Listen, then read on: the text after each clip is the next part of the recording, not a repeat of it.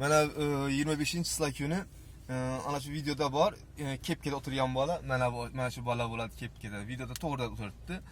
Shu kuni 25-slay kuni ularning mashinada, grajdanskiy mashinasida bu bola ham bor edi. Bu boladan 20 ming rubl so'radi shu paytda. Bu bolani ham Xurshidbekning ham hamma dokumenti joyida. Registratsiya, patent, immigratsiya hamma dokumenti joyida. Lekin menga farqi yo'q, 20 ming berasan ketasan deb aytdi. Menga ham shunaqa, hamma dokumentim joyida, mana shu kvartirada registratsiyadaman. Shu yerdan olib chiqdi meni hamda 20 ming berasan, bo'lmasa biz dokumentni jo'natib yuboraman deport qilibdi. Nima qildi? Mana o'z so'zi bilan o'z nimasi bilan hech kim majburlab turgani. U yerda o'zin Shahboz kim o'padi u?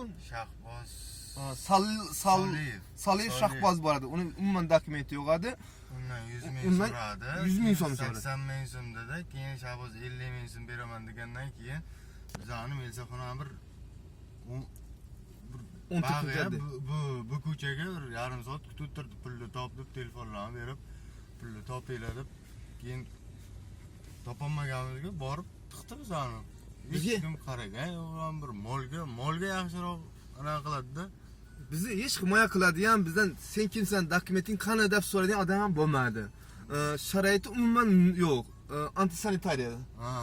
Sovuq, tualetga chiqarish qiyin. Tualetga ham telefonlaringizni olib qo'yadi, hech qayerga jaliba qila olmaysiz. Hech qanday himoya yo'q.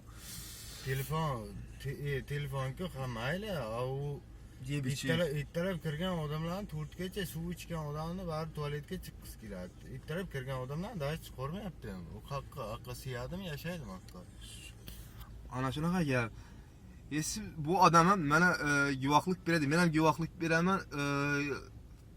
Mana ismi nima edi?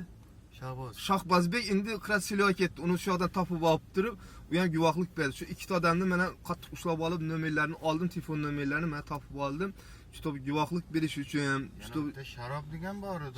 Sharof aka familiyasini bilmaysizmi? Uni familiyasini bilmayman-ki. Undan 10 ming rublab qo'yib yubordi uni. 10 ming rublab. Men qizig'i dokumenti bor, unga 5 ming so'm berasan dedi-da, keyin hamma ichidan uni ayirib olib chiqib 10 ming so'm pulini olib, ishtirab ham to'latmay, shunday qo'yib yubordi prosta. Uni hamma dokumenti bor edi. U nima yaxshi pul beraman degani uchun boshda 5 ming so'raganda yo'q deb turadi. O'zi adliyani olib borgandan keyin mayli beraman degani uchun tashqari chiqarib turib, 10 ming berasan endi olib kelganim uchun deb turib, 10 ming rubl bilan 5 taraf chiqarib yubordi. Akani omad chop. Familiya ismi nima edi? Sharof aka. Sharofiddin aka. Familiyasini izlab topib beraman uni ham. Xudo xolasa. Mana menda shu guvohlarimiz bor. Bizga nima kerak bu Rossiyada yurgan nimalarga? Bizga himoyachi kerak. Qayerga biz nima deydi uni? Обращение nima deydi uni? Qayerga biz nima qilaylikki, bizni himoya qilish uchun. Mana men hujjatim bor. Bu odamning hujjati bor. Biz qayerga nima himoya so'rashga bilmaymiz. Prokuraturaga qilsak bizdan deport qilib yuborsan, chunki bular hammasi bir-biri bilan nima qilgan? Mana 3 kun ushlab, ishtirab soldi. Mana shtraf. Hamma narsa bor. Hamma narsasi bor, lekin biz dokumentda unga shtraf solgan. Hamma narsa bor. Bizga himoyachi kerak. Biz qayerga nima qilishimiz kerak? Chunki bizning orqamizda odam bo'lish uchun. Yana hozir kelib, yana olib ketsa biz hech kimga nima qila olmayapmiz. Yana bitta narsani ko'rsating-da, uni migratsion. Mana dokumentlari. Pasportim, registratsiya, patentim kecha 15-chi olganman. Yangi patent olgan, to'langan hammasi. Endi ananga topshirganman men Turdovoyga. Faqat o'sha Turdovoyim kam. Qolgan dokumentlar mayli, shu ryukzaga 3 paket turibdi, hamma narsa. Hamma dokument bor. Men hamma dokumentim bor. Lekin ba'zi yo'q deb nima qilyapti? Yo'q, sizlar dokument yo'q deb uryapti. Mana borsam yo'q deb urishyapti. Men misol uchun davlinam boshim og'riydi. Daqiqada tabletkam bordi kistamga. 3 kun bermadi, men hali ham o'zim kelganman, to'g'ri gap. U sovuqda men ham 3 kun bo'ldi o'zim kelmadim. Betonda yotdik. Hozir men to'g'ri sudga, prokuraturaga borsam, men bilaman, men orqamda odam bo'lmagani uchun, himoyachimiz bo'lmagani uchun bu borsa, men borsam, bizlar shuni olib o'rab turib, shuni deportga tiqib yo'q qilib yuborishadi. Chunki bizning orqamizda hech qanday himoyachimiz yo'q. Men to'g'ri hozir aytishingiz-ki, bor prokuraturaga, bor sudga deyishingiz mumkin. Lekin ular bu yerga murojaat beradi. Mana Kuryazov palankasi olib keldi, mana palankasi keldi desa, olib keldi. Olib kelgandan keyin shu yana boshqani tiqib tashlab, bizni hech kim so'ramay qoladi. Ana shundan biz qo'rqyapmiz. Qayergadir borishga, prokuraturaga, FSBga, qayerda bor jaloba qilishga qo'rqyapmiz. Chunki bular bir yerga aytadi shunaqa odam keldi. 133 million omeri. Başında 130 edi. Yo'q 330 edi. 130 mi? 330 edi. Oq mashinada yuribdi ular. Lada 330. Ko'chaga yurishgan qo'rqib qoldi. Odamlar dokumenti bor, hamma narsasi bor, zo'r. Birovni orqasidan ko'rgani borgan. O'shani ham tiqib qo'yapti. Ha. Masalan, dokumenti bor odam produkt olib bordi-ku, masalan, отделениеga. Uni ham nima chaqirib ichga tiqib qo'yapti. Al dokumentim bor desa, mayli tashkilamizda olib tiqib qo'yapti. Ya'ni eng qizig'i ular 5 ga borayapti. 5 ga borgandan keyin 7, 6 degandan keyin bu anaqagacha 6 bo'lar-ku. Bu ularni ham ana kameraga tiqib qo'yib, ba'zi ishlamayapti. Ularni ham kameraga tiqib. Ba'zi ishlarni ularni tiqib o'zi chiqib ketishayotganda 5000 rubl bilan chiqarib ketyapti. U odam produkt olib kelyapti. U yerda qolib ketyapti. Qolib ketayotgan paytida 5000 rubl shtraf bilan chiqyapti. Xohlasang yana o'tiraverdi. Yana boyagi ayolcha aytganini qarang, "Sen kvartirangga yet, mani sen qo'yib yuboraman, ularni olib ketaman" deganini qarang-da ular. O'zi bitta ayol shu yerda 10 kun oldin ushlab olib kelishgan ekan, ya'ni uborcha qilib bergan qiz. 10 kun oldin olib kelishgan ekan, shtraf qilib qo'yib yuborishgan ekan. 10 kundan keyin yana ushlab olib kelishyapti, u qiz yig'layapti. Hali 10 kun o'tmadi-ku shtrafimga nimaga olib keldingiz deb yig'layapti. Endi uni u yerga bepul uborcha qilib qo'yishdi. Haftada necha marta uborcha qilasiz? 3 marta kelib bepul uborcha qilib ketadi endi 14-отделениеni. Uni ham dardini hech kim eshitmaydi, hech kim himoya qilmaydi. Hozir prokuraturaga yoki FSB yoki qayergadir borib jalba qilsangiz, ular bu yerga olib keladi, mana shular jalba qildi deb turib, işte familiyangizni berib, shunday hujjatni olib yurmaslik uchun hammani yig'ishtirib yo'q qilib yuborishadi. Bilamiz biz shuni yo'q qilib yuborishni bilamiz. Chunki orqamizda bizni hech kim yo'q so'raydigan, hech kim yo'q, hech kim bizani bular yo'qolib ketdi. Qani bular? Nimaga bular dokumenti bor, sizlar ushlab tursa deb so'raydigan odam yo'q. Masalan, meni hozir buni yana kelib olib ketsa yoki biz jalba qilsak, 14-отделение olib borsa, mayli meni razberyomsa deb turib начальник olib qolib, mana senga deb turib bizlarni dokumentlarni yo'q qilib yuborib turib, biz dokument deb yana krasiliya bu safar yomon o'ynaydi lekin. Yomon uradi. Ana urganini ayting. Bitta urisda urdi ham. Yo'q, nimani? Ya o'zbekni ruchkasi tushib ketganini. Yo, urisida. Ha, urismadi. Ufadan edi. Ufadan bitta o'ris qo'l qo'yib turib, nima ruchkasi tushib ketgandi.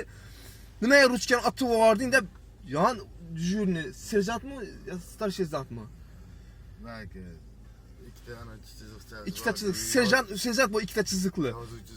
Yozuvchi chiziq qilayotgan juristda o'tirib, tishda o'tirgan. Chiqib turib bitta urdi, nimani uchib ketdi. Hamma kamera, leshga hech kim nima dedi. Повышение полномочий deb aytiladi-ki bu. Yo'q, qonun yo'q. Ana shunga bizga bir mana bu kelgan odamlarga, ishlovchi, dokumenti bor odamlarga shu отделениеga kelib, qalaman dokumenti, nimaga bu dokumenti bor odam ushlab o'tiribsan? Mana shunaqa odam qani deb yozib qilgan payt mana shunaqa odam dokumentini teshishga keldik deb bir himoya qiladigan odam kerak. Xullas bilmadim, dilim ojiz meni. Hech qayerga borib jalba qila olmaymiz. Jalba qilsak, bilaman bizlarni yo'q qiladi, to'g'rimi? To'g'ri. Hozir birovga tashlaganing qo'rqasizda buni. Qo'rqasan, chunki birov yozib tashlasang, o'zingni olib kel, o'zing yo'q qilib yuboryapti. Tankasi biz oddiy rabotchi, biz boshqa ramimiz yo'q. Lekin kuniga qancha ishlayapti ana shu nima uchastka bizlarni olib ketayotgan ko'zingiz oldida ko'rdingizku. Kuniga 300 ming, 400 ming rubl, 300 ming, 400 ming rubl kuniga ishlayapti. Şuraya kelgan odam 3 ta rabotchini olib keldi. Har bittamizdan 100 mingdan pul so'radi. Har bittamizdan. Yo'q, birinchi 50 mingdan so'rabdi. Mayli, 2,5 soat olib yurib 50 mingdan debdi.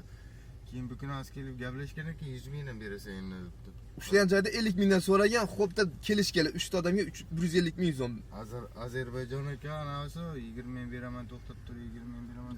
Ozarbayjon kelishmoqchiman, kelisha olmayay. Bu har bitta 50 ming, 150 berasan. O'zi u nima yo'q debdi. Olib kelib endi Ozarbayjon kelib mayli pul bersa har bittangizdan 300 ming rubl olaman dedi. Bittasi qancha bilan chiqib ketdi? Turkman bola, ochib kelib Turkman bola dokumenti yo'q. 20 ming, 80 ming so'm berdi. 80 ming rubl bilan chiqib ketdi. Dokumenti yo'q.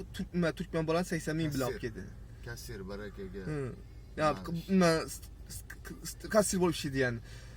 Birisini bez dokument 99 ming, 93 ming bilan 100 ming bilan chiqib ketdi. Bu hali men bir ko'rgan odamimdan 1 2 3 ta ko'rgan odamimdan 150 ming, bu yoqdan 80 ming, bir yoqdan 90 ming. Bu yoq 300 ming so'm oladi. Siz o'zdan ham 20 ming oldim. Mendan 20 ming so'radi. O'sin men chiqib ketganim, qanday chiqib ketdim? Kechqurun aytdim, komandir meni yana boshqa dijuni keldi. Men başka düşünüyordum. Men komandir hamma dokumentim joyida, lekin esimdan chiqib ketib dokumentlarni berishda oldi dedim. Faqat pasportini bergandim. Boshqa dokumentlarni ochdi, qora sumkada turibdi degandan keyin, ha dedi, olib turib teshkirib, ha hamma dokumenting joyida ekan. Lekin men seni qo'ya olmayman, senga dokument yozishga, bir dokument yozishga hech nima qila olmayman desam, 1-2 so'm beraman. Kelishalik desam, xo'p dedi. Endi buni aytish mumkin emas, chunki men para berib meni qamab olishadi. Uni ayta olmayman hech qayerda. O'zim u mendan 20 ming so'm pul olib turib, 5 ming rubl shtraf qilib chiqarib yubordi meni ertalabki soat 3 da. O'zim aytib, qolgan bolalarim bor, dokumenti bor. Ularga ham yordam bersam, xo'p dedi-yu, yordam bermabdi. 5 ming rubl shtraf olib ularni ertangisi qo'yib yuborishibdi. Men lekin u para berganini ayta olmayman hech qayerda. To'g'risi. Ana shunaqa gap.